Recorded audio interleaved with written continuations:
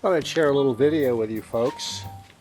This is El Quattro set up on the EQ6R Skywatcher equatorial mount. Basically, I've got it rigged with the old Rev II system, and it comes to focus pretty good, although I've been using it for nearby studies just to get it all set up. You have the display on the back, wider scope of course, CCD imager, within which is a field flattener, fine-tuning focus adjustment, course adjustment, lens cap,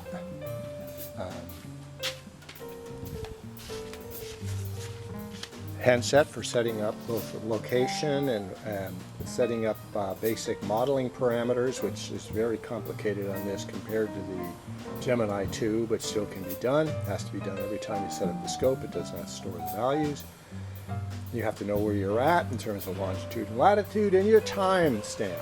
And the reason why you might be concerned about all that is, oh yes, of course, you also have to have a power supply, because you would be going out and doing remote astro viewing with potential for doing some imaging of the screen if you wanted handheld, but mostly just to replace the eyepiece, expanding the aperture of the scope 3 times over so it becomes something more like an 18-inch scope rather than a 6, which would then give you the ability to detect faint galaxies to about magnitude 15 somewhere, and the most distant would be between 500 million and 750 million light years distant.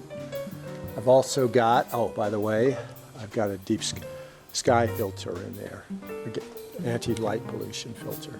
So this would be the setup. I'd have to break it all down, put it into its various cases, transport it, and then I could go wherever I like and I could do deep astro without the use of an eyepiece. I'd probably bring some eyepieces along anyway, especially if you wanted to view some planets and the moon, possibly double stars, through the eyepiece, and the brighter Messier class studies, which is what a 6-inch telescope is decent for. Anything that's Messier, you should get a fairly good, decent view, especially if you have a deep, dark night, which is where you would take a scope that's portable.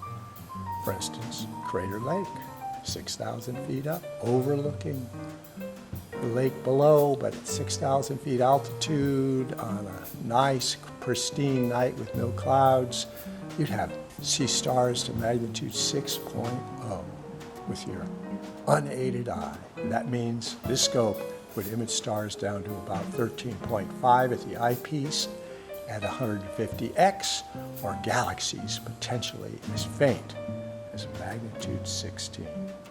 Well, there's our little overview. Harpe knocked him.